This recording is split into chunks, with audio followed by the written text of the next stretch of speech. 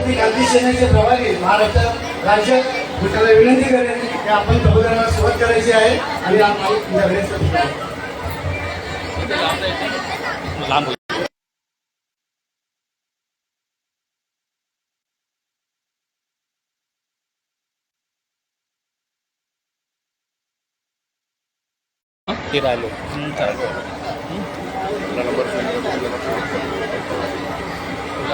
हां हॅलो प्रवचनास सुरुवात करण्याच्या अगोदर मी त्यांना विनंती करतो की भगवान बुद्धांच्या मूर्तीसमोर मेणबत्ती प्रज्वलित करावी आणि पुष्प अर्पण करून आपल्या प्रवचनास सुरुवात करा.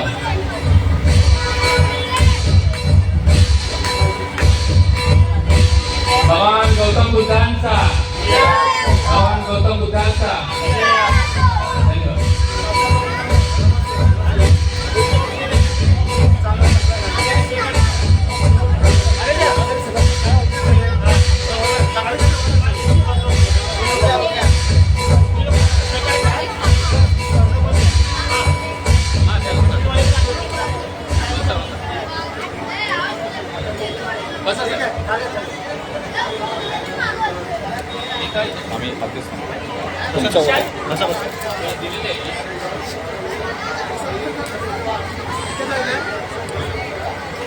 साऱ्या विश्वाला आवाज येतो माझा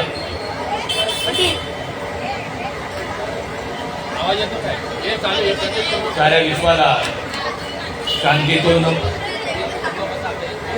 समाज क्रांतीचा संदेश देणारे तथागत बुद्ध राजमाता राष्ट्रमाता जिजाऊ बहुजन प्रतिपादक कुळवाडी भूषण छत्रपती शिवराय छत्रपती संभाजी महाराज राष्ट्रपिता महात्मा ज्योतिराव फुले ज्ञानमाता सावित्रीबाई फुले तुमच्या माझ्या प्रतिनिधित्वाचे आरक्षणाचे जनक राजश्री छत्रपती शाहू महाराज या आणि यांच्यासह सर्वच महामानवांच्या वेळोवेळी झालेल्या अपमानाचा संविधानाच्या पानापानावर बदला घेणारे संविधानाचे एकमेव शिल्पकार विश्वरत्न डॉक्टर बाबासाहेब आंबेडकर या आणि यांच्यासह ज्या ज्या महामानवांनी तुमच्या आणि माझ्या कल्याणाकरता आयुष्य वेचून विचार दिले त्या सर्व महामानवांना महानायकांना सर्वप्रथम अभिवादन करतो. छत्रपती शिवाजी महाराजांचे 496वी जयंती 396वी जयंती राष्ट्रपिता ज्योतिराव फुलेंची 199वी जयंती आणि डॉक्टर बाबासाहेब आंबेडकर यांच्या 135व्या जयंतीच्या आपणा सर्वांना शुभेच्छा देतो. आदित्य कॉम्प्लेक्स आणि त्यांचं जे काही तरुण मंडळ आहे त्यांच्या माध्यमातून आज हा जो कार्यक्रम झालेला आहे या कार्यक्रमाच्या निमित्तानं या ठिकाणी मंचावर उपस्थित असलेले आदित्य कॉम्प्लेक्सचे पदाधिकारी आणि समोर उपस्थित असलेले सर्व मान्यवर हा जो कार्यक्रम आहे हा महापुरुषांच्या संयुक्त जयंतीचा कार्यक्रम आहे आणि संयुक्त जयंतीच्या कार्यक्रमाच्या निमित्तानं आजचं हे विशेष प्रबोधन सत्र आहे. जयंतीचे कार्यक्रम म्हटले की जनरली मोठ्या प्रमाणात गोंगाट करून नाचणं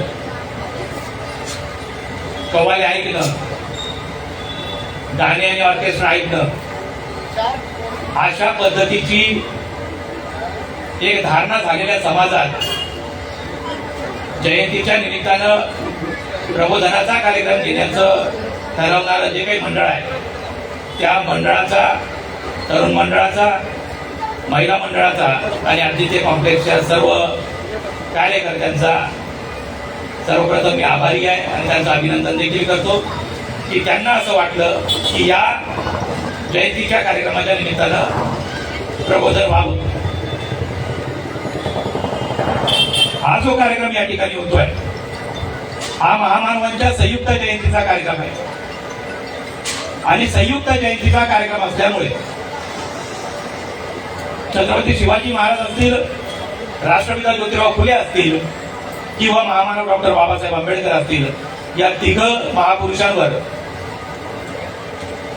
थोड्या प्रमाणात मला बोलावं लागेल, कारण उशीर खूप झालेला आहे. या कार्यक्रमाची वेळ जी होती त्या वेळेपेक्षा आपण 2 तास उशिरा हा कार्यक्रम सुरू केलेला आहे आणि त्यामुळे जेवढ्या सविस्तर मी बोलू शकत होतो तेवढ्या सविस्तर कदाचित बोलू शकणार नाही. आजचा हा जो काही जयंतीचा कार्यक्रम आहे, हा उत्साहाचा कार्यक्रम आहे आणि समाजामध्ये 2 प्रकारचे कार्यक्रम चालू असतात सातत्याने. 2 प्रकारचे कार्यक्रम करणारा समाज आहे. 2 प्रकारचे कुठले कार्यक्रम असतात? पहिला एक कार्यक्रम असतो समाजात चालणारा, तो असतो मनोरंजनाचा कार्यक्रम. आणि या मनोरंजनाच्या कार्यक्रमाला कोणाला बोलवायची गरज पडत नाही, कोणाच्या पाठी पडण्याची आवश्यकता पडत नाही. तुम्ही फक्त एक बॅनर लावला चौकात आणि टाइम टाकला, त्या टाइमाच्या 1 तास 1.5 तास 2 तास अगोदर लोक येऊन गर्दी करतात. आणि मनोरंजनाचे कार्यक्रम जे आहे याला होणारी गर्दी जी आहे याच्या मागे पण एक हेतू असतो. कारण मनोरंजनाच्या कार्यक्रमात आलेला जो काही गायक असतो किंवा जे काही ऑर्केस्ट्राचे कलाकार असतात ते कलाकार तुमच्याविषयी म्हणजे समोर बसलेल्यांविषयी बरं बोलतात. ते तुमच्याकडनं पैसे पण घेतात, तुमचं नाव पण घेतात आणि तुम्हाला उद्या होईल असं बोलतात. त्याच्यामुळे त्या कार्यक्रमाला गर्दी असते. हा जो कार्यक्रम आहे हा प्रबोधनाचा कार्यक्रम आहे आणि प्रबोधनाच्या कार्यक्रमाची पूर्वशर्त अशी आहे, कारण प्रबोधनाची व्याख्या करतानाच हिंदू हृदय सम्राट बाळासाहेब ठाकरेंचे वडील केशव सीताराम ठाकरे अर्थात प्रबोधनकार ठाकरे यांनी प्रबोधनाची व्याख्या केलेली आहे. आणि प्रबोधनाच्या व्याख्येत प्रबोधनकार ठाकरे म्हणतात की जे जे समाजाच्या हिताचं आहे, जे जे समाजाच्या कल्याणाचं आहे, ते ते समाजाला कुणाचीही पर्वा न बाळगता सांगणे म्हणजे प्रबोधन. आणि जर हा प्रबोधनाचा कार्यक्रम आहे तर प्रबोधनाची पूर्वशर्त आहे खरं बोलावं लागतं. त्यामुळे जे काही मी पुढचं 40-45 मिनिटात किंवा फार तर तासभरात तुमच्याशी जे बोलणार आहे हे आजच्या घडीला आवश्यक असलेलं जे काही असेल या महापुरुषांच्या जीवनातला संदेश तो मी बोलण्याचा प्रयत्न करणार आहे. आणि तो बोलत असताना तुमच्यापैकी कोणाला गुदगुल्या व्हाव्या किंवा कोणाला राग यावा हा माझ्या बोलण्याचा उद्देश नाही. माझा उद्देश आहे की खरं तुमच्यापर्यंत पोहोचावं. कारण आज आजूबाजूला जी परिस्थिती आहे त्या परिस्थितीतून सत्य जे आहे ते कोसळून दूर झालेलं आहे. सत्य परिस्थिती, सत्य इतिहास, सत्य घटना, सत्य गोष्टी यांचं आज समाजात जे स्थान आहे ते प्रचंड खाली गेलेलं आहे. आणि त्यामुळे अशा कार्यक्रमाचा उपयोग जो आहे हा लोकांना सत्य सांगण्यासाठी करावा असं मला वाटतं. हे जे 3 महापुरुष आहेत या 3 महापुरुषांचा एकमेकांशी डायरेक्ट कधीच संपर्क झाला नाही. बाबासाहेब आंबेडकरांचा महात्मा फुलेंशी संपर्क झाला नाही आणि महात्मा ज्योतिराव फुलेंचा छत्रपती शिवरायांशी डायरेक्ट संबंध कधीच आला नाही. या 3 महापुरुषांचा काळ वेगळा वेगळा आहे. पण तरी देखील बाबासाहेब आंबेडकरांनी घोषित केलं होतं लिखित स्वरूपात की महात्मा ज्योतिराव फुले माझे सामाजिक गुरु आहेत. आणि महात्मा ज्योतिराव फुलेंचं जीवनचरित्र जर का आपण पाहिलं तर महात्मा फुलेंनी आपल्या जीवनात छत्रपती शिवाजी महाराजांना आपला गुरु मानलेला आहे. आणि छत्रपती शिवाजी महाराजांनी त्यांच्या आयुष्यात संत तुकाराम महाराजांना गुरु मानलेला आहे. संत तुकाराम महाराजांनी त्यांच्या आयुष्यात संत नामदेवांना गुरु मानलेला आहे. आणि संत नामदेवांनी त्यांच्या अभंगातून सांगितलेलं आहे की त्यांनी तथागत बुद्धाला गुरु मानलेला आहे. मग हे जे महापुरुष आहेत हे महापुरुष वेगवेगळ्या काळात जरी झालेले असले तरी हा महापुरुषांचं एक वैचारिक नातं आहे. हे वैचारिक नातं जे आहे हे तुम्हा लोकांना समजावं, हा आजच्या या जयंती मंडळाच्या कार्यकर्त्यांचा उद्देश आहे. या महापुरुषांचं जे काही जीवन आहे या जीवनावर मी तुम्हाला काहीतरी सांगावं किंवा ते तुम्हाला माहित नाही अशातला देखील भाग नाही. तुम्ही सर्व लोक वाचणारे लोक आहात. तुमच्यापैकी बऱ्याच लोकांनी या महापुरुषांचं चरित्र जे आहे ते वाचून कोळून गायलेले लोक आहात. पण तरी देखील मला तुमच्याशी या महापुरुषांविषयी का बोलावं लागतं. आम्हाला छत्रपती शिवाजी महाराजांच्या जयंतीला या वर्षीची जी काही जयंती आहे हे आपण पाहिली असेल. याच्या अगोदरची तुम्ही हयात असल्यापासून तुम्ही जयंती बघत असाल. पण या देशामध्ये जयंतीचा उत्सव असावा आणि जयंती नावाचा काहीतरी सण असावा ही कल्पना सर्वप्रथम ज्या डोक्यात आली ते डोकं होतं राष्ट्रपिता ज्योतिराव फुलेंचं. आणि हे डोकं का राष्ट्रपिता ज्योतिराव फुलेंनी चालवलं, कारण राष्ट्रपिता ज्योतिराव फुलेंना समाजाला संघटित करायचं होतं आणि लोकांना त्यावेळेच्या परिस्थितीच्या विरोधात उभं करण्यासाठी. मग जयंतीचा विचार ज्यावेळेला सर्वप्रथम त्यांच्या डोक्यात आला त्यावेळेला त्यांनी पाहिलं की याच महाराष्ट्राच्या भूमीमध्ये पनवेल रायगड किंवा पुणे जो काही परिसर आहे या परिसरामध्ये छत्रपती शिवाजी महाराज नावाचे एक राजे होऊन गेले, ज्यांचं राज्य त्यांच्या काळातले लोक रयतेचं राज्य म्हणून ओळखायचे. शिवाजी महाराजांचं जे काही राज्य होतं याला आजही इतिहास तुम्ही पाहिला तर रयतेचं राज्य म्हटलं जातं, स्वराज्य म्हटलं जातं. आणि हे स्वराज्य जे निर्माण झालं हे स्वराज्य आमच्या लोकांच्या समोर आदर्श निर्माण करू शकतं हा विचार ज्योतिराव फुलेंच्या डोक्यात आला. आणि ज्योतिराव फुलेंनी 1869 ला जाऊन छत्रपती शिवाजी महाराजांची रायगडावर त्या काळात असलेली समाधी जी आहे ती समाधी शोधली. दुसरं काम काय केलं, दुसरं सगळ्यात महत्वाचं काम जे आहे ते काम केलं राष्ट्रपिता ज्योतिराव फुलेंनी छत्रपती शिवाजी महाराजांवर जवळजवळ 1000 ओळीचा पोवाडा दिला. आणि 1000 ओळीचा पोवाडा केवळ पोवाडा म्हणून नाही दिला, छत्रपती शिवाजी महाराजांचं पहिलं चरित्र पहिला इतिहास जो आहे तो लिहिण्याचं काम मराठीतून राष्ट्रपिता ज्योतिराव फुलेंनी केलं. ते शिवाजी महाराज जे आहेत त्या शिवाजी महाराजांचं वर्णन करताना राष्ट्रपिता ज्योतिराव फुले म्हणाले की छत्रपती शिवाजी महाराज जे आहेत ते कुडवाळी भूषण होते. कुडवाळी म्हणजे काय, 18 पगड जातीचे जे काही लोक आहेत यांचा राजा, यांच्या मनातला राजा जो आहे तो छत्रपती शिवाजी महाराज आहे. आणि ते शिवाजी महाराज जे आहेत ते लोकांना समजावे म्हणून पुण्यामध्ये हिराबाद तालमीच्या मैदानात सर्वप्रथम राष्ट्रपिता ज्योतिराव फुलेंनी या देशाच्या इतिहासातली पहिली जयंती साजरी केली. आणि ती जयंती छत्रपती शिवाजी महाराजांची होती. छत्रपती शिवाजी महाराजांची पहिली जयंती साजरी झाली. कशी साजरी झाली, आम्ही जयंती करणारे लोक काय साजरी करतो, आम्ही जयंती साजरी करणारे लोक आहोत. आम्ही जयंती साजरी करताना अंगाच्या प्रत्येक रंध्रातून घाम बाहेर यावा एवढं नसतो. राष्ट्रपिता ज्योतिराव फुलेंनी जेव्हा जयंती साजरी केली ती साजरी करत असताना ज्योतिराव फुले अर्ध्या पुण्याचे मालक होते. अर्ध्या पुण्याचे शिकलेले होते, अर्ध्या पुण्याचे मालक होते. आणि अर्ध्या पुण्याचे मालक असलेले कॉन्ट्रॅक्टर असलेले ज्योतिराव फुले जे आहेत त्या ज्योतिराव फुलेंनी ज्या वेळेला जयंती साजरी केली तर त्यावेळेला विचार केला असता तर त्यावेळेच्या पुण्यातला सगळ्यात चांगला वाजा जो आहे तो लावून ज्योतिराव फुले दिवसभर नाचू शकले असते. परंतु ते न करता ज्योतिराव फुलेंनी या जयंतीच्या कार्यक्रमाच्या निमित्तानं अशाच लोकांना एकत्र बोलवलं आणि एकत्र बोलून छत्रपती शिवाजी महाराज समजावून सांगितलं शिवाजी महाराज. आणि समजावून सांगितल्याचा परिणाम असा झाला की आमच्या मरगळ आलेल्या लोकांच्या मनात क्रांतीची प्रेरणा निर्माण झाली. प्रेरणा अशीच निर्माण होते. तुमच्या मनात प्रेरणा निर्माण करण्यासाठी तुमच्या समोर कोणीतरी आदर्श हवा असतो आणि तो आदर्श ज्योतिराव फुलेंनी शोधला महाराष्ट्राच्या समोरचा छत्रपती शिवाजी महाराजांच्या रूपानं.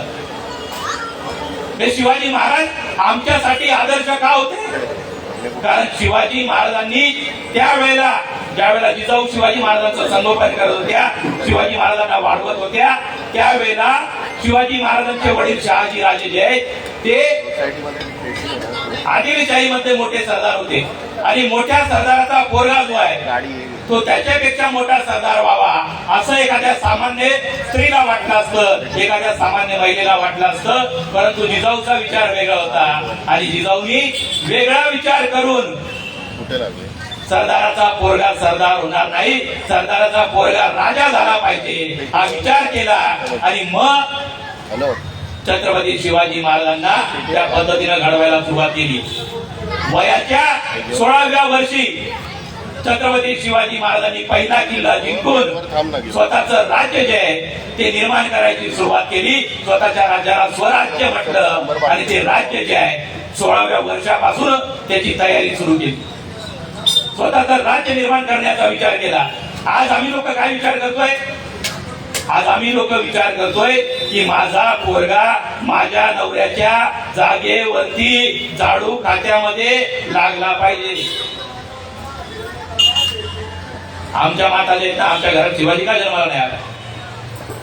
आमच्या घरात छत्रपती शिवाजी महाराज जन्माला नाही आले याचं सगळ्यात मोठं कारण आहे आमच्या घरातल्या माता ज्या आहेत त्या मातांनी आपला विचार जो आहे तो लिमिटेड करून ठेवलाय. माझं पोरगं शिकलं पाहिजे. कशासाठी शिकलं पाहिजे? त्यांनी नोकरी केली पाहिजे. नोकरी कशासाठी केली पाहिजे? आमच्या म्हातारपणाचा आधार झाला पाहिजे. हाच विचार जर का जिजाऊनं केला असता तर जिजाऊनं कदाचित शिवाजी महाराजांना मोठा सरदार बनवण्याचा सल्ला दिला असता. तो सल्ला जिजाऊनं दिला नाही. जिजाऊनं छत्रपती शिवाजी महाराजांना राजा बनण्याचा सल्ला दिला आणि छत्रपती शिवाजी महाराज राजा म्हणून जन्माला आले, राजा म्हणून प्रस्थापित झाले. छत्रपती शहाजी राजांचं मस्तक, महासाहेब जिजाऊंचं मन आणि छत्रपती शिवाजी महाराजांचं मनगट यांच्या बळावर या देशात 18 पगड जातीच्या लोकांचं राज्य निर्माण झालं. अशा लोकांचं राज्य निर्माण झालं ज्या लोकांच्या कधीच ऐकिवात नव्हतं की राज्य आपण निर्माण करू शकतो. अशा लोकांमध्ये कॉन्फिडन्स भरण्याचं काम, आत्मविश्वास भरण्याचं काम जे आहे ते छत्रपती शिवाजी महाराजांनी आणि राष्ट्रमाता जिजाऊंनी केलं. या शिवाजी महाराजांचा इतिहास म्हटल्याच्या नंतर आमच्या समोर वारंवार 2 घटना ज्या आहेत त्या येतात. शिवाजी महाराजांचा इतिहास म्हणजे काय? शिवाजी महाराजांनी 2 कामं केली. एक काय केलं? एक अफजल खानाचा कोथळा काढला आणि शाहिस्ते खानाची बोटं कापली. याच्या पलीकडे इतिहासच जाऊ दिला. जो इतिहास आम्हाला शिकवला गेला शाळेमधून कॉलेजेस मधून तो इतिहास जो आहे तो एवढा लिमिटेड केला गेला की शिवाजी महाराजांनी काय केलं? अफजल खानाचा कोथळा काढला आणि शाहिस्ते खानाची बोटं चाटली. त्याच्या पलीकडे इतिहास जाऊच दिला. शेतकऱ्याच्या भाजीच्या देठाला पण हात लावू नका आदेश देणारे छत्रपती शिवाजी महाराज आमच्यापर्यंत आले नाही. शाळेतून शेतकऱ्याच्या उभ्या पिकातून कधीच आपली मोहीम घेऊन जाऊ नका आदेश देणारे शिवाजी महाराज आमच्यापर्यंत पोहोचले नाही. आमच्यापर्यंत फक्त अफजल खानाचा कोथळा पोहोचवला. अफजल खानाचा कोथळा काढला हे खोटं आहे का? नाही, हे पण करा. पण अफजल खानाचा कोथळा काढत असताना ती लढाई ज्या वेळेला झाली त्यावेळेला आणखी काही घटना त्या ठिकाणी घडल्या. त्या गोष्टी आम्हाला सांगितल्या गेल्या नाहीत. काय सांगितलं गेलं नाही? अफजल खान आणि शिवाजी महाराजांची भेट झाली. शिवाजी महाराजांनी अफजल खानाचा कोथळा काढला. अफजल खान मारला गेला. अफजल खान मारला गेल्याच्या नंतर अफजल खानाचा वकील असलेला कृष्णा मास्टर कुलकर्णी जो आहे तो छत्रपती शिवाजी महाराजांवर चालून आला आणि छत्रपती शिवाजी महाराजांवर चालून आल्याच्या नंतर छत्रपती शिवाजी महाराजांवर वार करण्याचा प्रयत्न केला. वार करण्याची ज्या वेळेला इतर शिवाजी महाराजांच्या मुकुटावर तो वार झाला, इथून रक्त ज्या वेळेला डोळ्याच्या समोर घरंगळलं त्यावेळेला छत्रपती शिवाजी महाराजांनी आपली तलवार उपसली आणि एका कृष्णा भास्कर कुलकर्णीच्या जागेवर 2 केले. आणि राज्य जर तुम्हाला निर्माण करायचं असेल तर तुम्हाला निर्णय घेण्याची क्षमता तुमच्यात असली पाहिजे. त्यावेळेला पद्धत अशी होती की ब्रह्महत्या पाप आहे, नाही मारलं पाहिजे. आणि हेच ऐकून हेच बघून ज्या वेळेला मोरोपंत पेहळे त्या मोहिमेत सामील होता तो पळत राजमाता जिजाऊंकडे गेला आणि जिजाऊंना सांगितलं की मासाहेब घात झाला, राजेंनी कुलकर्णी मारला, काय झालंय, घात झालाय, पाप झालाय, राजांना देहत्याग करायला लागेल. जिजामाता जी आहे ती तुमच्या माझ्या आईपेक्षा वेगळी का ठरते माहिती आहे? राजमाता जिजाऊ तुमच्या आणि माझ्या आईपेक्षा वेगळी आहे का? कारण असंच जर का समजा तुमच्या पोराच्या बाबतीत घडलं तर काय करतो आम्ही? असंच लहान असताना मला एक किस्सा आठवला म्हणून सांगतो. लहान असताना मी आणि माझा भाऊ असंच गल्लीत खेळायचो आणि खेळत असताना बाजूच्या एका मावशीच्या पोराला आम्ही दोघा जणांनी मारलं. मारल्याच्या नंतर काय झालं, माझा भाऊ जो आहे तो सटकला तिथून. मी माझ्या आईच्या हाताला लागलो, त्या मावशीच्या बाजूच्या तिच्या पोराला मारलं. तिने मला उचललं, माझ्या आईकडे नेलं. माझ्या आईकडे नेल्याच्या नंतर तिने काय करावं, तिने माझ्या आईला माझं नाव सांगितलं. जसं मोरोपंत पिंगळ्यांनी जिजाऊ मातेला सांगितलं की कुलकर्णी मारलाय, तसंच माझ्या आईला जे आहे त्या बाजूच्या मावशीने सांगितलं की तुझ्या पोराने माझ्या पोराला मारलं. माझ्या आई जिजाऊ नव्हती, मग काय केलं माझ्या आईने, काय करायची आई आपली, ज्यावेळेला बाजूची काकी, बाजूची मावशी तुमची तक्रार घेऊन तुमच्या आईकडे गेली, तुम्ही आठवा आपल्या आईने काय केलं, काय केलं. माझ्या आईमध्ये जिजाऊ नव्हती म्हणून माझ्या आईने त्या मावशीच्या समोर मारा बदललं. पण जिजाऊ होती आणि जिजाऊला जसं मोरोपंत पिंगळ्यांनी सांगितलं की ब्रह्महत्या पाप आहे तरी कुलकर्णी मारला, असं कसं चालेल, त्यावेळेला जिजाऊनं सांगितलं मोरोपंत पिंगळ्या दिली ना माझ्या शिवानं एका कुलकर्णीचे 2 कुलकर्णी केले. ही गोष्ट जर का गावभर बोंबलत फिरला, एका पिंगळ्याचे 4 पिंगळे करीन जिजाऊ. हा बॉक्स पण करते ही जिजाऊ आणि ही जिजाऊ जी आहे ही ज्या वेळेला घरात असते त्यावेळेला घरात शिवाजी महाराज जन्माला येतात. ज्या वेळेला जिजाऊ घरात असते त्यावेळेला शिवाजी महाराज घडतील. आमच्याकडे जिजाऊंची कमी आहे. आमच्या जिजाऊ सध्या बिझी आहेत घरघरची कहाणी पाहण्यात. आमच्या जिजाऊ सध्या बिझी आहेत सास भी कभी बहू आहे पाहण्यात. आमच्या जिजाऊ सध्या बिझी आहेत श्रीचं आणि जान्हवीचं काय चाललंय त्याच्यात. त्याच्यामुळे शिवाजी जो आहे तो दिवसभर शाळेतून दप्तर त्यांनी घरी फेकलं का शिवाजी डायरेक्ट बिल्डिंगच्या खाली, 8 दिवस बिल्डिंगच्या खाली.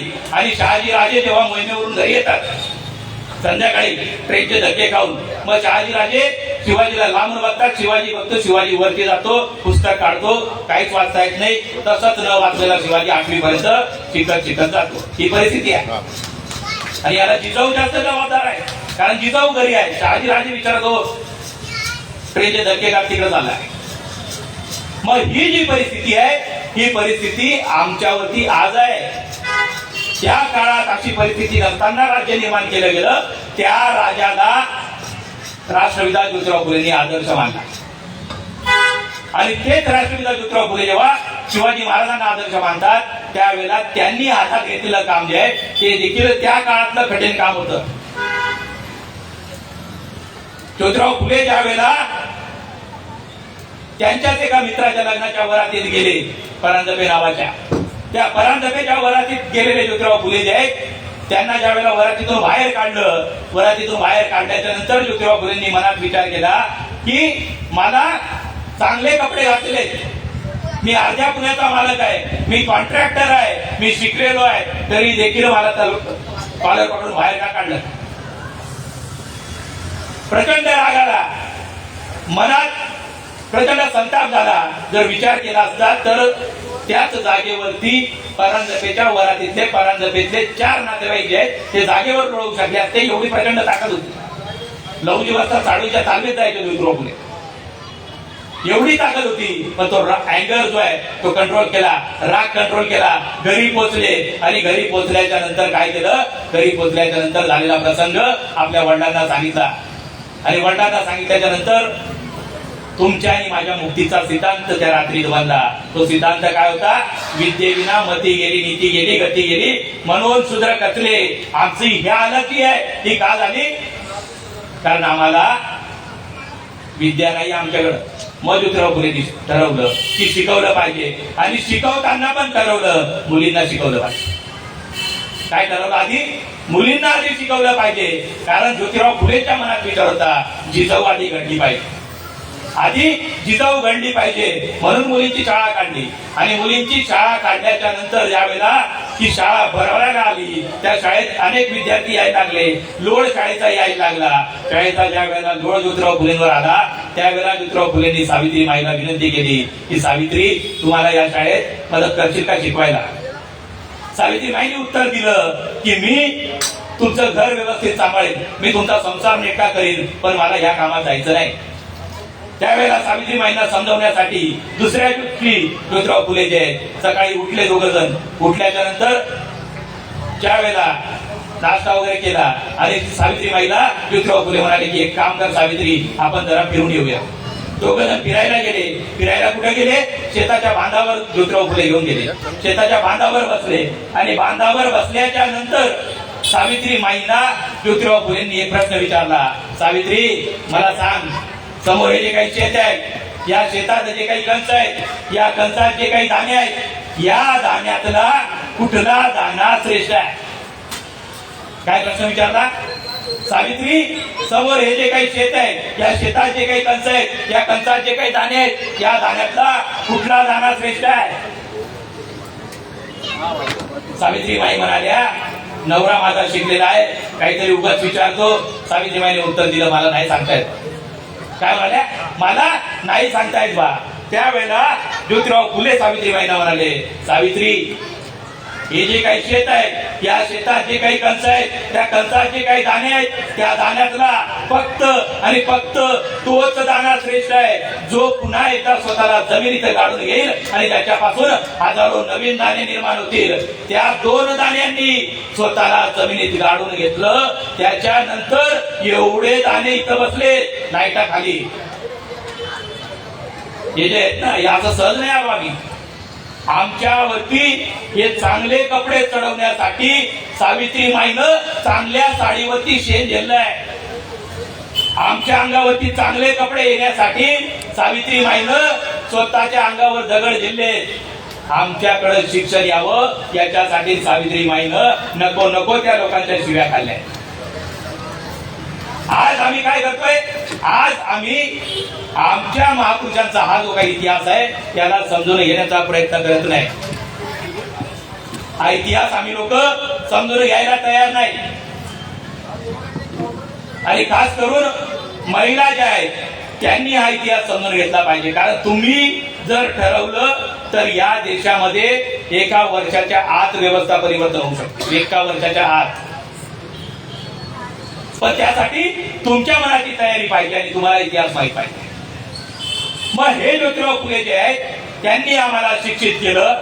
याच ज्योतिराव फुलेंनी आम्हाला जयंतीच्या निमित्त छत्रपती शिवाजी महाराजांची जयंती देऊन संघटित केलं. आणि याच ज्योतिराव फुलेंनी आम्हाला राणीला, व्हिक्टोरियाच्या राणीला त्यावेळेला 1882 ला एक निवेदन दिलं की या सगळ्या फाटक्या लोकांना ज्यांच्या अंगावर कपडे नाही आहेत अशा लोकांना विधिमंडळामध्ये स्थान दे, हे निवेदन दिलं. आमची जी काही लढाई आहे ती लढाई आमच्या महापुरुषांनी जी लढली आहे, जी शिवाजी महाराजांनी लढली, ती स्वराज्याची लढाई होती. ज्योतिराव फुलेंनी जी लढाई लढली ती राणीला निवेदन देऊन सांगितलं आम्हाला विधिमंडळात घे, म्हणजे आम्हाला राज्यकर्ते बनव. ही राज्यकर्ते बनण्याची लढाई आहे. आणि बाबासाहेब आंबेडकरांनी देखील सांगितलं की आम्हाला शासनकर्ती जमात बनायचं आहे. काय सांगितलं? शासनकर्ती जमात बना. आमचे लोक काय बनले? शासनकर्ते बनण्याच्या ऐवजी आमच्या लोकांनी कार्यकर्ते बनणं पसंत केलं आणि दुसऱ्याचे बॅनर लावत फिरतात. आमचेच पोरं बाबासाहेबांनी सांगितलं शासनकर्ते बना. आमचे पोरं शासनकर्ते दूर हे कार्यकर्ते बनले. आणि कार्यकर्ते कोणाचे? दुसऱ्याचे. जे संविधान संपवण्याच्या मार्गावर आहेत त्या लोकांचे मोठे मोठे बॅनर आहेत.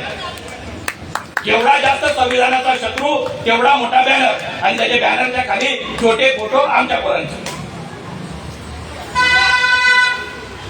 शासनकर्ते बनायला सांगितलं तर कार्यकर्ते बनायला सांगितलं नव्हतं. आमचे लोक कार्यकर्ते बनण्यात आणि कार्यकर्त्याला जो तात्पुरता बेनिफिट भेटतो जयंतीच्या वर्गणीतून, बॅनरच्या कमिशन मधून, हे जे काही तात्पुरते बेनिफिट आहे हे घेण्यात आमचे लोक धन्यता मानतात. त्यांना राज्यकर्ते बनण्यात इंटरेस्ट नाही. मग हे जे लोक आहेत या लोकांना बाबासाहेब आंबेडकरांनी लिखितमध्ये गुरु मानलं. माझे लिखित गुरु आहेत बाबासाहेबांनी सांगितलं. कोण? ज्योतिराव फुले. बुद्ध, कबीर आणि फुले बाबासाहेबांनी लिहून ठेवलं माझे गुरु आहेत. पण बाबासाहेबांनी या तिघांपैकी एकाची पण जयंती साजरी केली नाही. गुरु मानलं पण जयंती साजरी केली नाही. मग काय केलं?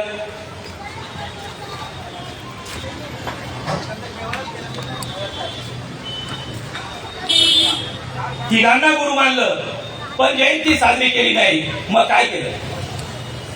बाबासाहेबांनी या 3 लोकांचं जे आहे ते अपूर्ण राहिलेलं काम पूर्ण करण्यासाठी आयुष्य वेचलं. आयुष्य ज्योतिराव फुलेंचं अपूर्ण काम बाबासाहेबांनी पूर्ण केलं.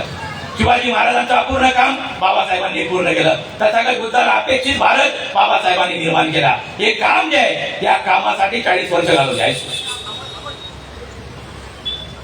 बाबासाहेब आंबेडकर जे आहे त्यांनी या लोकांचं त्यांच्या गुरूंचं अपूर्ण काम पूर्ण करण्यासाठी बाबासाहेबांचं जे काही चरित्र तुमच्या घरात असेल, तुम्ही वाचत असाल, बाबासाहेबांचं जे काही साहित्य तुमच्याकडे वाचत असाल, त्या सगळ्या साहित्यात असं कुठंच आढळत नाही की बाबासाहेब आंबेडकरांनी महात्मा फुलेच्या जयंतीला मुंबईतला सगळ्यात चांगला त्या काळातला वाजा लावला आणि बाबासाहेब आंबेडकर दिवसभर नाचले आणि रात्रभर कव्वाली ऐकली ज्योतिराव फुलेंवरची. झालंय असं कोणाच्या वाचनात आहे का? मग तरी देखील गुरु मानत होते. आणि गुरु मानत असताना काय सांगत होते समाजाला? 17 ऑगस्ट 1952 बाबासाहेबांच्या हयातीत बाबासाहेबांचा सत्कार करण्यासाठी ज्यावेळेला सिद्धार्थ महाविद्यालयात बाबासाहेबांना बोलवलं गेलं, त्या महाविद्यालयात बाबासाहेबांनी सांगितलं, कारण बाबासाहेब जेव्हा त्या कार्यक्रमाला एंट्री केली बाबासाहेबांनी 17 ऑगस्ट 1952 त्या 52च्या कार्यक्रमात सिद्धार्थ महाविद्यालयात एंट्री केल्या खाली बसलेल्या लोकांनी बाबासाहेबांचा जय जयकार करायला सुरुवात केली. बाबासाहेब जिंदाबादच्या घोषणा द्यायला सुरुवात केली. बाबासाहेब स्टेजवरती गेले, हातात माईक घेतला आणि बोलायला ज्या वेळेला बाबासाहेब आंबेडकरांनी सुरुवात केली त्यावेळेला बाबासाहेबांनी सांगितलं, माझ्या नावाचा जय जयकार करण्यापेक्षा माझं अपूर्ण राहिलेलं काम पूर्ण करा आणि त्यासाठी प्राणाची बाजी लावा. कधी सांगतायत 52ला महापरिनिर्वाण कधी झालं? 56ला. बाबासाहेबांच्या तब्येतीचा अंदाज बाबासाहेबांना होता की मी जे काम करू इच्छितो त्यातलं कुठलं तरी काम जे आहे ते अपूर्ण राहणार आहे आणि ते अपूर्ण काम कोणी केलं पाहिजे? तुम्ही केलं पाहिजे असं बाबासाहेबांनी सांगितलं. फक्त जय जयकार करू नका असं बाबासाहेबांनी सांगितलं. विभूती पूजा जी आहे, माणसानं केली पूजा जी आहे त्याच्या प्रचंड विरोधात बाबासाहेब होते. काठीनं मारायचे, काठीनं. पाया पडणाऱ्या लोकांना काठीनं पडवणारे 2च बाबा झाले त्या देशात. एक गाडगे बाबा आणि दुसरे बाबासाहेब आंबेडकर. या 2च लोकांनी काठीनं मारले पाय पडणाऱ्या लोकांनी, कारण महान लोक आहेत आपले. एकदा बाबासाहेब आंबेडकर ज्यावेळेला दीक्षाभूमीवरती दीक्षेचा कार्यक्रम होणार होता त्या कार्यक्रमाच्या तयारीसाठी बाबासाहेब नागपुरात होते आणि नागपूरला त्या ठिकाणी बाबासाहेब बसले. चेअरवर टाकलेला फोटो बाबासाहेबांचा एक फोटो आहे. बाबासाहेब आराम खुर्चीवर बसले पेपर वाचत. त्या मैदानातला तो फोटो आहे. बाबासाहेब पेपर वाचतायत. पेपर वाचण्यात बाबासाहेब मग्न आहेत आणि त्या ठिकाणी खबर पसरली की बाबासाहेब बसलेले रिकामेच दिसत आहेत. त्या ठिकाणी एक एक करून भक्ताची लाईन लागली. एवढी प्रचंड लाईन लागली. प्रत्येक जण यायचं, बाबासाहेबांच्या पायाजवळ हात करायचा आणि पुढे जायचा. बाबासाहेब पेपर वाचतायत. बाबासाहेबांना माहितच नाही एवढी लाईन लागली आहे. त्याच वेळेला बाबासाहेबांच्या बाजूला त्यावेळेचा तरुण भारतचा संपादक गत्रे माळखोडकर तो बसलेला आहे आणि हे सगळं तो बघतोय की लोक येत आहेत, बाबासाहेबांचे पाय पडतायत आणि जात आहेत. बाबासाहेबांनी पेपर बाजूला ठेवला. जसा पेपर बाजूला ठेवला समोर प्रचंड लाईन पाहिली. ती लाईन पाहिल्या बाबासाहेबांनी बाजूला पडलेली छडी जी आहे, काठी जी आहे ती उचलली आणि दिसेल त्याला बाबासाहेबांनी त्या ठिकाणी पिटाळलं. मग माळखोडकर जो होता तो पत्रकार होता. त्यानं बाबासाहेबांना प्रश्न विचारला की बाबासाहेब, आयुष्यात कोणीतरी आपल्या पाया पडावं असं प्रत्येकाला वाटत असतं. कुणीतरी माझ्या समोर झुकावं असं प्रत्येकाला वाटत असतं. कुणीतरी मला महान म्हणावं असं प्रत्येकाला वाटत असतं. तुमच्या समोर एवढी मोठी लाईन लागली पाय पडणाऱ्या लोकांची, तुम्ही त्यांना मारता काय? माळखोडकरला बाबासाहेबांनी उत्तर जे दिलंय ते नानकचंद रत्तून लिहून ठेवलंय. त्या उत्तरात माळखोडकरला बाबासाहेब म्हणतात की तुला हे लोक माहित नाही. माळकोडकर, गजाननराव, तुम्हाला माझे लोक माहित नाहीत. हे एवढे महान लोक आहेत, हे पाया पडून त्यांचं काम माझ्यावर टाकतायत. यांना मला अवतार घोषित करायचा आहे, मी देव आहे असं यांनी घोषित केलं की यांच्यावर कुठली जबाबदारी राहत नाही. त्याच्यामुळे माझ्या पाया पडतात. हे पाय पडणं सोपं काम आहे. पाया पडलं का सगळं ते करतील, आपल्याला काही करायची गरज नाही असं समजणारे लोक आहेत. म्हणून मी यांना काठीनं पडवतो. मग हे बाबासाहेब आंबेडकर जे आहेत ते सांगतायत की माझ्या नावाचा जय जयकार करण्यापेक्षा अपूर्ण राहिलेलं काम पूर्ण करा. मग आता बाबासाहेबांचं तुम्ही कोळून प्यायलेलं उत्पाद बाबासाहेब, काही अपूर्ण काम आहे का? काय आहे का अपूर्ण काम? म्हणतात ना आमच्या बाबासाहेबांनी सगळं करून ठेवलंय, आपल्याला काही करायची गरज नाही. आपण काय, आपण फक्त महिन्याला बाबासाहेबांच्या पुण्यानं अकाउंट मध्ये पगार बघायचा, त्या पगारावरचा खर्च जो आहे आपल्या मनाप्रमाणे करायचा आणि मनसोक्त खर्च करून मनसोक्त कर्ज घ्यायचं आणि कर्ज फेडण्यासाठी अख्खा पगार वापरायचा. हे आयुष्य चाललंय आमचं मुंबईच्या लोकांचं. मग हे असं आयुष्य आम्हाला बाबासाहेब देऊ इच्छित होते का? बाबासाहेब आंबेडकरांचे काही अपूर्ण काम आहेत का याची खबर आम्हाला तेव्हाच होईल जेव्हा आम्ही बाबासाहेब आंबेडकर वाचायला जाऊ. आमच्या प्रत्येकाच्या घरात संविधान आहे, आमच्या प्रत्येकाच्या घरात बाबासाहेबांचं साहित्य आहे, पण आम्ही वाचतो किती हा प्रश्न आहे. आम्ही वाचतो का हा देखील प्रश्न आहे. पुस्तकं आहेत घरात, पण आम्ही वाचतोय का? आणि वाचलंय तर आम्हाला समजतंय का? आणि समजतंय तर आम्ही त्याच्यावर अवलंबतो, आम्ही त्याच्यावर आचरण करतोय का? कारण आचरण जर का आम्ही केलं असतं बाबासाहेबांच्या सांगण्यावरती तर कदाचित बाबासाहेबांच्या नंतरच्या 70 वर्षात आम्ही शासनकर्ते झालो नसतो. बाबासाहेबांना जर आम्ही वाचलं असतं, समजून घेतलं असतं तर आम्ही शासनकर्ते बनलो असतो. आम्ही वाचलं नाही आणि ज्या पिढीकडे वाचण्याची संधी होती त्या पिढीनं वाचलं, खूप कमी वाचलं. आणि जे वाचलं ते समजलं नाही, ही समस्या. आणि जर समजलं तर त्याच्यावर आचरण करण्याची हिंमत नाही, ही पण समस्या. मग बाबासाहेब आंबेडकरांचं काही अपूर्ण काम आहे का असा जर का विचार तुमच्या पुढे आला तर माझ्या माहितीप्रमाणे बाबासाहेब आंबेडकरांचे 2 कामं जे प्रकर्षानं मोठे अपूर्ण आहेत. त्याच्यात पहिलं काम जे आहे ते तुम्हाला शासनकर्ती जमात बनवणं. तुम्हाला म्हणजे मराठ्यापासून बहुजनापर्यंत जे लोक आहेत 18 पगड जातीचे त्या लोकांना शासनकर्ता बनवलं, इथल्या भूमिपुत्रांना शासनकर्ता बनवलं, इथल्या मूल निवासी लोकांना शासनकर्ते बनवलं. हा उद्देश आहे. शासनकर्ता जो आहे तो लोकशाहीमध्ये संख्येच्या बळावर बनतो आणि संख्येच्या बळावर जर शासनकर्ता बनायचा असेल तर मग तुम्हाला मराठ्यापासून ओबीसी पासून, एसटी पासून, एसटी पासून, एनटी, डीएनटी, बीजेटी पर्यंत सगळ्यांना सोबत घ्यावं लागेल, तेव्हा बनणार, तेव्हाच बनणार. आम्ही काय करतोय, एका जातीचं संघटन बनवतो आणि एका जातीचं संघटन जर बनवलं तर एका जातीला 100% जरी आम्ही एकत्र केलं तरी आम्ही राज्यकर्ते बनू शकत नाही. एका जातीचं 100% संघटन झालं, एक जात 100% एकत्र आली तरी राज्यकर्ते बनू शकत नाही. लाखोच्या संख्येनं मराठा क्रांती मोर्चे निघाले, अजून मराठा आरक्षणाचा प्रश्न संपला नाही. संपलाय का? लाखोच्या संख्येनं मोर्चे निघाले, अजून पण तो प्रश्न तसाच आहे. अजूनपर्यंत बहुजन समाजाचे लाखोचे मोर्चे निघाले, आजही ते मोर्चे निघाल्याच्या नंतर अजून तो प्रश्न तसाच आहे. मग जर लाखोच्या संख्येने आम्ही रस्त्यावर येऊन आमचे प्रश्न सुटत नसतील तर आम्ही राज्यकर्ते आहोत का? आम्ही राज्यकर्ते आहोत का? तुमच्या प्रश्नाचं मी उत्तर देऊनच जाणार इथून. टाळे वाजवणार नाहीत कोणी, हे टाळे वाजवणारे लोक नाहीत ना.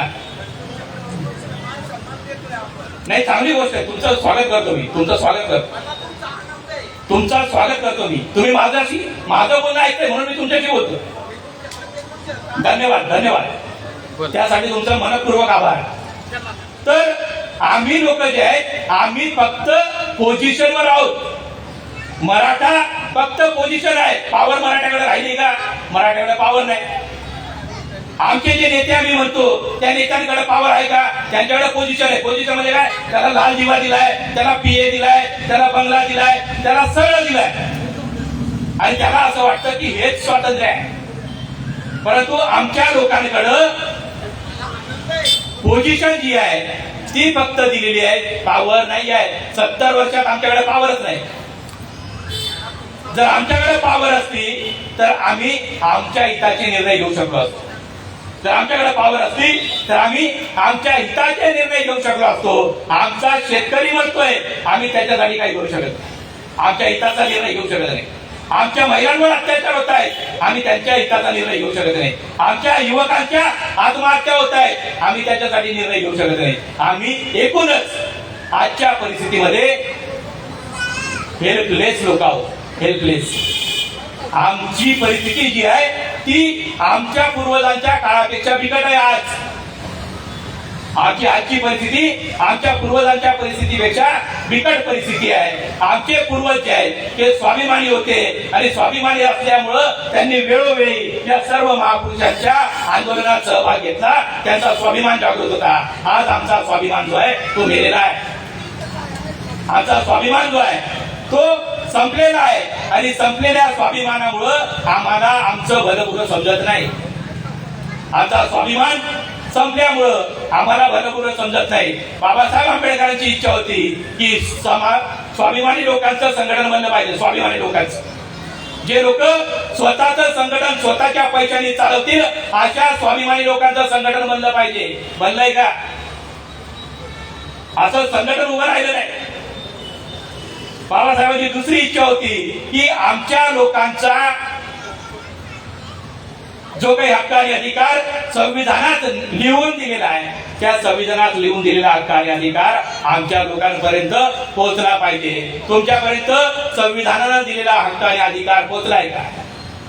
संविधानानं पहिल्या 25 कलमामध्ये मूलभूत अधिकारामध्ये तुम्हाला अधिकार दिलाय फ्री आणि कंपल्सरी एज्युकेशन. संविधानानं सांगितलंय फ्री शिक्षण असलं पाहिजे. संविधानानं सांगितलंय फ्री आणि कंपल्सरी एज्युकेशन वयाच्या 14व्या वर्षापर्यंत. भेटलं का मला? भेटतंय का? माझ्या बापाने मला MSc शिकवण्यासाठी 2003 ला 5,000 रुपये खर्च केला. आज मी माझ्या पोरीला याच बाजूच्या शाळेमध्ये ज्या वेळेला टाकायला जातोय तिच्या पहिलीच्या वर्गाची फी 70,000 रुपये. माझं शिक्षण 5,000 संपलं. 5,000 शिक्षण संपलं होतं माझं. आज पहिलीच्या वर्गात तिथं त्यावेळेला ऍडमिशन जायला जातोय आपण 70,000 रुपये फी आहे. मग आमचं शिक्षण जे आहे ते संपलेलं आहे. आमच्यासाठी नोकऱ्या ज्या आहेत त्या नोकऱ्यांची देखील तरतूद जी आहे मूलभूत अधिकारात आहे. आमच्याकडे नोकऱ्या शिल्लक आहेत का? इथं बसलेले बरेच लोक जे आहेत हे सरकारी डिपार्टमेंट मधून रिटायर झालेले लोक आहेत. सरकारी विभागातून रिटायर झालेले लोक आहेत. या सरकारी लोकांपैकी किती लोकांनी आपल्या पोरांना सरकारी नोकरीत आपल्यापेक्षा वरच्या पदावर पाठवलं? अनुकंपावाले सोडून द्या. तुम्ही जर का गव्हर्नमेंट मध्ये कुठेतरी पिऊन होतात, शिपाई होतात, तुम्ही जर का क्लर्क होतात तर तुमच्या पोरांनी ऍटलिस्ट MPSC करून तहसीलदार होणं अपेक्षित होतं. किती लोकांनी बनवलं? आमच्या एका पिढीत असलेली नोकरी जी आहे ती आम्ही दुसऱ्या पिढीत ट्रान्सफर करू शकलो नाही. ही समस्या आहे आमची. एका पिढीत आलेलं शिक्षण दुसऱ्या पिढीत आम्ही ट्रान्सफर करू शकलो नाही. ही समस्या आहे आमची. आमच्या पिढ्याची जमीन जी आहे ती आमच्या डोळ्यात एकच काढून घेतली जाते आहे. जमिनी देखील आम्ही वाचवू शकत नाही स्वतःची. आम्ही शिक्षण वाचवू शकत नाही, आम्ही जमिनी वाचवू शकत नाही. आम्ही लोक आमच्या लोकांना या महापुरुषांच्या आंदोलनातून मिळालेल्या नोकऱ्या वाचवू शकत नाही, पैसा वाचवू शकत नाही. तरी देखील आम्ही तर म्हणत असू की आम्ही स्वतंत्र आहोत आणि एक दिवस फक्त नाचल्याच्या नंतर आम्हाला असं वाटत असेल की आम्ही बाबासाहेबांचं काम करतोय, तर तसं नाही आहे. बाबासाहेबांना तुम्हाला शासनकर्ता बनवायचं होतं. जर तुम्हाला शासनकर्ता बाबासाहेबांना बनवायचं आहे तर त्यासाठी तुमच्याकडनं बाबासाहेबांची अपेक्षा होती की तुम्ही सगळ्यात पहिली गोष्ट शिक्षणावर लक्ष देऊन शिक्षित झालं पाहिजे. ते शिक्षण संपवलं. दुसरी गोष्ट बाबासाहेबांना अशी अपेक्षित होती की तुमच्या लोकांचं संघटन असलं पाहिजे. ते संघटन आज अस्तित्वात नाही. तिसरी गोष्ट बाबासाहेबांना अपेक्षित होती की तुम्ही लोकांनी हायर एज्युकेशन मध्ये, उच्च शिक्षणामध्ये प्रगती केली पाहिजे. उच्च शिक्षणात आज आमचे पोरं नाहीत. आणि सगळ्यात महत्वाची गोष्ट जी आहे बाबासाहेबांना अपेक्षित असलेली की या देशामध्ये न्याय, समता, स्वतंत्रता आणि बंधुता या 4 तत्वावर आधारित समाज निर्माण झाला पाहिजे. झालाय का? आज समाजात न्याय आजही नाही, या समाजात स्वतंत्रता आजही नाही, या समाजात समता आजही नाही, या समाजात बंधुता आजही नाही. मग हे जे बाबासाहेबांचं अपूर्ण काम आहे याच्यावर आमच्या लोकांनी हे काम पूर्ण करण्यासाठी प्राणाची बाजी लावावी लागणार आहे. बाबासाहेबांनी जे सांगितलंय ना, पूर्ण स्टेटमेंट सांगतो, माझ्या नावाचा जय जयकार करण्यापेक्षा माझं अपूर्ण राहिलेलं काम पूर्ण करा आणि त्यासाठी प्राणाची बाजी लावा. आता प्राणाची बाजी जी आहे ती साधारण कामासाठी लावावी लागते का? बॅनर लावायचा आहे, प्राणाची बाजी लागणार आहे. बाबासाहेबांचा मोठा फोटो, मोठा बॅनर लावायचा आहे, प्राणाची बाजी लागणार आहे. बाबासाहेबांच्या नावानं मोठा डीजे लावून रात्रभर नाचायचं आहे, प्राणाची बाजी लागणार आहे. बाबासाहेबांचं नाव घेऊन बाकीच्या मंडळापेक्षा माझ्या मंडळाचा लाईट जो आहे, माझ्या मंडळाचा लेझर शो जो आहे तो मोठा असला पाहिजे. हे बाबासाहेबांना अपेक्षित होतं का? याच्यासाठी प्राणाची बाजी लावायला सांगत होते का? प्राणाची बाजी फक्त आणि फक्त त्याच कामात लागू शकते जे काम कठीण आहे. आणि कठीण काम कुठलं आहे? शासन करती जमात बनणं. कठीण काम कुठलं आहे? शासन करती जमात बनणं. कारण शासन करती जमात बनण्यासाठी काय आवश्यक असतं? शासन करती जमात बनण्यासाठी लोकांचं संघटित असणं आवश्यक असतं. शासन करती जमात बनण्यासाठी संघटित असणं गरजेचं असतं. संघटित लोक जे आहेत ते संघटित होऊन जर का आपला राजा, आपला नेता निवडून देण्याची प्रोसेस सुरू झाली तर शासन करते बनणार आहे. आज समाज काही प्रमाणात, समाजातल्या ज्या काही संघटना आहेत त्या काही संघटनांच्या माध्यमातून, खास करून भामसेप असेल, खास करून मराठा सेवा संघ असेल, समाजी ब्रिगेड असेल, या संघटनांनी समाजामध्ये जागृती निर्माण केली. त्याचा परिणाम जो आहे तो समाज थोड्या फार प्रमाणात संघटित आहे. मग हा संघटित झालेला समाज जो आहे याचं मत जे आहे ते मत राज्यकर्ते निर्माण करू नये याच्यासाठी या देशामध्ये ईव्हीएमचा गैरवापर जो आहे तो मोठ्या प्रमाणात सुरू झाला. आमचं राज्य घेऊ शकलं असतं, परंतु ज्या वेळेला ही परिस्थिती निर्माण झाली त्यावेळेला ईव्हीएमच्या माध्यमातून आमच्या मताचा अधिकार शून्य करण्यात आला. शून्य किंमत आहे, अनमोल मत. 10 रुपयाची नोट जर कुठे पडली ना, 10 रुपयाची नोट जर का कुठे पडली तर 4 वेळा चक्रा मारतो आपण. याच रस्त्यावरनं गेलो होतो, इकडनंच गेलो होतो, इथंच 2 मिनिटं थांबलो होतो, इथं 5 मिनिटं थांबलो होतो, असं बघत बघत बघत बघत 4 चक्रा मारतो 10 रुपयाच्या नोटसाठी. संविधानानं दिलेलं अनमोल मत आहे, अनमोल. 10 रुपयाच्या नोटेसाठी चक्रा मारणारे लोक अनमोल मत कुठं जात आहे त्याच्यासाठी चक्रा मारायला रस्त्यावर यायला तयार नाही. तुमच्या डोळ्यात देखत तुमचं मत गायब होत आहे, तुम्हाला खबर नाही आणि असली तरी परवा नाही. ही आज परिस्थिती आहे आणि ही परिस्थिती जी आहे ही परिस्थिती बाबासाहेबांचं अपूर्ण काम पूर्ण करण्यातली सगळ्यात अडथळा आणणारी परिस्थिती आहे. सगळ्यात जास्त अडथळे या परिस्थितीमुळे येतील. काय येतील? कारण बाबासाहेबांनी सांगितलं होतं, त्यांच्या जीवनात त्यांनी ठरवलं होतं, त्यांचे उद्देश जे आहेत बाबासाहेबांचे, त्यांनी त्यांच्या उद्देशाच्या पूर्तीसाठी त्या योजना बनवल्या, त्यांच्या हयातीत पूर्ण केल्या. त्यांच्या हयातीत बाबासाहेब आंबेडकरांच्या गोलमेज परिषदेचा किस्सा तुमच्यापैकी बऱ्याच लोकांना माहित आहे. गोलमेज परिषदेला गेले, गोलमेज परिषदेमधून ज्या वेळेला बाबासाहेबांनी आपलं मत त्या ठिकाणी मांडलं, ब्रिटिशांनी आम्हाला 4 गोष्टी दिल्या. त्या 4 गोष्टी ज्या होत्या, स्वतंत्र मतदारसंघ, 2 वेळा मत देण्याचा अधिकार, दोबार मताधिकार, पर्याप्त प्रतिनिधित्व आणि 4थी गोष्ट आम्हाला मिळाली होती. काय मिळाली होती? 18 वर्षाच्या वरच्या लोकांना मत देण्याचा अधिकार. या 4 गोष्टी बाबासाहेबांनी गोलमेज परिषदेतून आणल्या. आता गोलमेज परिषदेवर आम्ही फक्त गाणेच ऐकले. माझ्या भीमाचं भाषण ऐकून लागले इंग्रज बोलायला. पार्टी आभारी आहे, 100 रुपये भेटले, तेवढंच. काय बोलले माहितच नाही. काय आणलं ते पण माहित नाही, त्याच्यातलं काय टिकलंय हे पण माहित नाही. हे 4 अधिकार बाबासाहेबांनी लढून झगडून आणले होते. स्वतंत्र मतदारसंघ, 2 वेळा मत देण्याचा अधिकार, त्याच्यात तिसरा होता पर्याप्त प्रतिनिधित्व आणि 18 वर्षाच्या वरच्या लोकांना मत देण्याचा अधिकार. कारण इंग्रजांच्या ब्रिटिश इंडियामध्ये त्यावेळेला फक्त टॅक्स भरणारे लोक जे आहेत त्यांनाच मताचा अधिकार आहे, अशी परिस्थिती होती.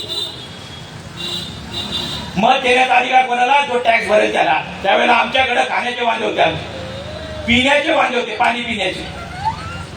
आम्हाला मताचा अधिकार भेटला असता का? बाबासाहेबांनी ब्रिटिशांना समजावून सांगितलं की आमचे लोक जे आहेत यांच्याकडे पैसा नाही, यांच्याकडे टॅक्स भरण्याची यांची ऐपत नाही, यांच्याकडे जर टॅक्स भरण्याची ऐपत नसेल तर हे कसे काय या विधिमंडळामध्ये आणि संसदेमध्ये पोहोचतील? मग बाबासाहेबांना ब्रिटिशांनी विचारलं, मग तुमच्या लोकांकडे काय आहे? मग बाबासाहेबांनी सांगितलं आमच्या लोकांकडे एकच गोष्ट आहे जी वाढत राहते. ब्रिटिशांनी विचारलं काय? बाबासाहेब म्हणाले आमच्या लोकांकडं जी गोष्ट वाढत राहते त्या गोष्टीचं नाव आहे वय. आमच्या लोकांचं फक्त वयच अशी गोष्ट आहे जी वाढत राहतं, वाढत राहतं, वाढत राहतं, वाढत राहतं. मग बाबासाहेबांनी सांगितलं की एक काम करा, आमच्या समाजातल्या म्हणजे एकूण बहुजन समाजातल्या ज्या लोकांचं वय त्या काळात 21 वर्षाच्या वरती आहे त्यांना मत देण्याचा अधिकार द्या, म्हणजे हे त्या प्रक्रियेत सहभागी होतील. आणि तेवढ्या एका गोष्टीच्या भांडवलावर बाबासाहेब आंबेडकरांनी आम्हाला मताधिकार दिला. हा स्वतंत्र मतदारसंघ आणि दोबार मताधिकार या गोष्टी ज्या मिळाल्या होत्या या 17 ऑगस्ट 1932 ला मिळाल्या. आणि या गोष्टीच्या विरोधात 20 सप्टेंबर 1932 ला गांधीजींनी येरवड्याच्या जेलमध्ये उपोषण सुरू केलं.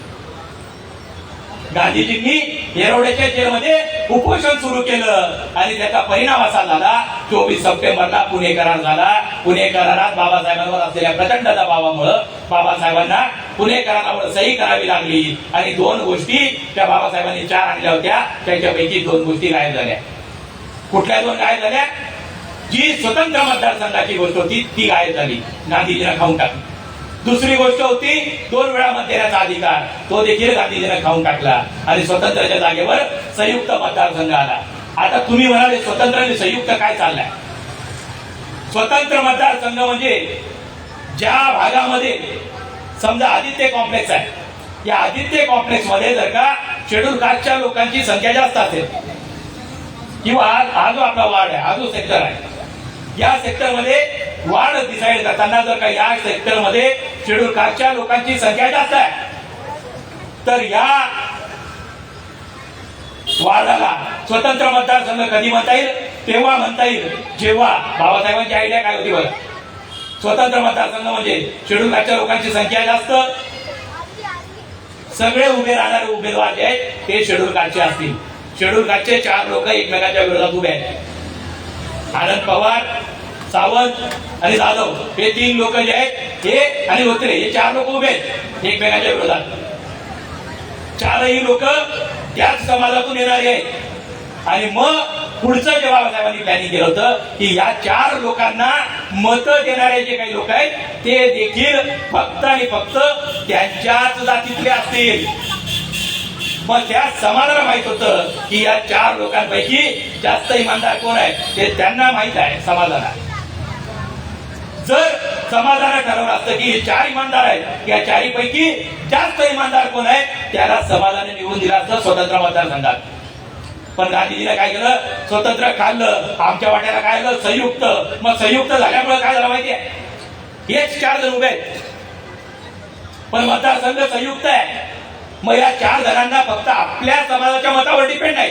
मग कोणावर डिपेंड आहे? 4 जण. हे 4 जण बाकीच्या लोकांच्या पण मतावर डिपेंड आहेत. आणि बाकीच्या लोकांच्या मतावर डिपेंड असल्यामुळं बाकीच्या लोकांच्या हातात जे आहे ते सूत्र आहेत किंवा ते भाव लावतात. आनंद पवार, सावंत, धोत्रे, जाधव यांच्यापैकी तुमच्या समाजातला सगळ्यात मोठा गद्दार कोण आहे त्याला तिकीट दिलं का? कारण मतं त्यांच्याकडनं पण घ्यायची आहे, मतं त्यांचे पण घेतले पाहिजे. मग त्यांच्या मतावर समाज डिपेंड झाला. बाबासाहेबांना आम्हाला इंडिपेंडेंट करायचं होतं, स्वतंत्र करायचं होतं, म्हणून स्वतंत्र मतदारसंघ होता. तो स्वतंत्र मतदारसंघ गांधीजींना खाल्ला. 2 वेळा मत देण्याचा अधिकार का? 2 वेळा म्हणजे स्वतंत्र मतदारसंघाच्या 4 पैकी 1 आमदार आम्ही आमचा निवडून पाठवला. पुन्हा जनरल ज्या वेळेला इलेक्शन होईल त्यावेळेला देखील आम्ही मत देणार.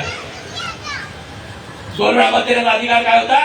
पहिले आम्ही आमच्याच लोकांना निवडून पाठवलं, आमचे आमदार खासदार ऑलरेडी निवडून गेले.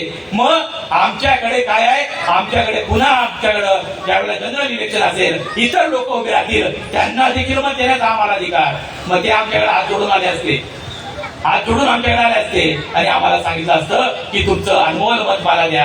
आणि त्यावेळेला आमच्या लोकांनी सांगितलं असतं की आमच्या लोकांपैकी आमचा इमानदार माणूस ऑलरेडी निवडून त्या ठिकाणी गेलेला आहे, त्याला जर का तू संसदेत आमचे प्रश्न मांडण्यासाठी मदत करणार असशील तरच तुला मत. ही पावर आमच्याकडनं जी आहे ही काढून घेण्यात आली. आणि काढून कशाच्या माध्यमातून घेण्यात आली? पुणे कराराच्या माध्यमातून. हा पुणे करार जो आहे या पुणे करारामुळं आमचं खरं प्रतिनिधित्व जे आहे हे गेल्या 70 वर्षात निर्माण झालं नाही. पर्याप्त प्रतिनिधित्व भेटलं. 1200 आमदार आहेत, 131 खासदार आहेत. आज जर का या शेड्यूल कास्टच्या 131 खासदारांनी, शेड्यूल कास्ट आणि ट्राईबच्या 131 खासदारांनी आज ठरवलं ना, आज तर आज किती पण स्ट्रॉंग सरकार असलं ते सरकार पडू शकतं. एवढी संख्या आहे संसदेत. पण काय करतात हे लोक संसदेत फक्त टाळ्या वाजवण्याचं काम करतात. आम्ही म्हणजे त्या लोकांनी कायदा बनवून शिक्षण संपलं, यांनी काय केलं? टाळ्या वाजवल्या. त्यांनी कायदा बनवून जमिनी संपवल्या, यांनी काय केलं? टाळ्या वाजवल्या. त्यांनी कायदा बनवून नोकऱ्या संपवल्या, यांनी काय केलं? टाळ्या वाजवल्या. मग हे टाळ्या वाजवणारे जे लोक आहेत यांच्याकडून समाजाचं जे काही आहे ते कल्याण होताना दिसत नाही आहे. आणि या गोष्टीचा अंदाज बाबासाहेबांना होता, म्हणून त्यांनी अपेक्षा केली होती की स्वतंत्र मतदारसंघ असावा. मग हे काम जे आहे हे आजही अपूर्ण आहे. आजही शासनकर्ती जमात बनण्याचं काम अपूर्ण आहे. आजही स्वाभिमानी संघटन जे आहे ते निर्माण करण्याचं काम अपूर्ण आहे. आणि जे संघटन आज निर्माण झालं आहे त्या संघटनेला सहकार्य करणं ही देखील आपली जबाबदारी आहे. समाजाच्या भरोशावर समाजाच्या लोकांचं जर का सर्व समावेशक संघटन तुमच्या आजूबाजूला कुठलं असेल त्या संघटनेला मदत केली पाहिजे. त्या संघटनेला हव्या असलेल्या गोष्टी टाइम, टॅलेंट आणि ट्रेजर या आम्हाला देता आल्या पाहिजेत. जर आम्ही त्या गोष्टी देण्यासाठी सहकार्य करणार असू तर बाबासाहेबांच्या स्वप्नाच्या पूर्तीच्या दिशेनं आम्ही पहिलं पाऊल टाकलं असं म्हणता येईल. कारण बाबासाहेब स्वतः सांगतायत की मला माझ्या हयातीत काही गोष्टी ज्या करायच्या होत्या डोळ्यात येतात त्या मी करू शकलो नाही. बाबासाहेबांनी त्यावेळेला सांगितलं होतं की आपले लोक जे आहेत हे उच्च आणि तंत्र शिक्षणामध्ये, व्यावसायिक शिक्षणामध्ये यांचं प्रतिनिधित्व असलं पाहिजे. ते उच्च आणि व्यावसायिक शिक्षणात आजही आमचं प्रतिनिधित्व कमी आहे, आजही नाहीये. व्यावसायिक शिक्षणात म्हणजे सीए किती आपले, चार्टर्ड अकाउंटंट किती आहेत बोटावर मोजण्या एवढे. म्हणजे व्यावसायिक शिक्षण जे आहे ते आमच्याकडं आजही नाही. आमच्याकडे बाबासाहेबांना अपेक्षित समाज व्यवस्था जी आहे ती निर्माण झालेली नाही. आणि ती निर्माण करण्याची प्रक्रिया काय आहे? लोकांना जोडणं ही प्रक्रिया आहे. आणि लोकांना जोडत असताना एक गोष्ट आम्ही लक्षात घेतली पाहिजे, एकमेकांच्या भावनेचा आदर करून लोकांना जोडलं पाहिजे. एकमेकांच्या भावनेचा आदर करून लोकांना जोडता आलं पाहिजे. बाबासाहेबांनी त्या काळात जोडलं, ज्योतिराव फुलेंनी त्या काळात जोडलं. ज्योतिराव फुलेंना ते करता आलं, शिवाजी महाराजांना ते करता आलं, बाबासाहेबांना ते करता आलं, तर आमच्या महापुरुषांना ते करता आलं तर आम्हाला देखील करता आलं पाहिजे. फक्त करत असताना आम्हाला आमचे महापुरुष वाचावे लागतील आणि वाचत असताना देखील पद्धतशीरपणे वाचावे लागतील. आमचे लोक सगळ्यात पहिले बुद्ध अँड धम्म वाचतात, समजणार नाही. जर वाचण्याची प्रक्रिया समजून घ्यायची असेल तर बाबासाहेबांच्या प्रचंड साहित्यामधून सगळ्यात पहिले तुम्हाला काही वाचायचं असेल तर शूद्रपूर्वी कोण होते वाचा. अस्पृश्य मूळचे कोण वाचा, त्याच्यानंतर पुढे जाऊन अनालिसिस ऑफ कास्ट वाचा, ते समजल्याच्या नंतर पुढे जा, पुढे गेल्याच्या नंतर मुक्ती कोण पाहते हे वाचा, आणि त्याच्यानंतर पुढे जर गेला तर मग तुम्हाला पुढची गोष्ट जी आहे जी वाचायला मिळणार आहे, ती वाचायला मिळणारी गोष्ट जी आहे ती असणार आहे बुद्ध अँड धम्म. असं जर का या ठिकाणी या भागाचे नगरसेवक हॅपी सिंग आलेले आहेत, त्यांचं मी या मंडळाच्या वतीनं स्वागत करतो. आणि जे मी तुम्हाला सांगतोय की या देशामध्ये असलेली जी काही व्यवस्था आहे ही व्यवस्था आम्हाला एक 2 मिनिटं जर का त्यांच्याकडे वेळ असेल तर जरा थांबूया. तुम्ही बसा, इथं वरती बसा, तुम्ही वरती बसा तरी चालेल, कसा बसा वरती बसा, 5 मिनिटं आहे, तुम्ही वरती बसा, कसं बसा.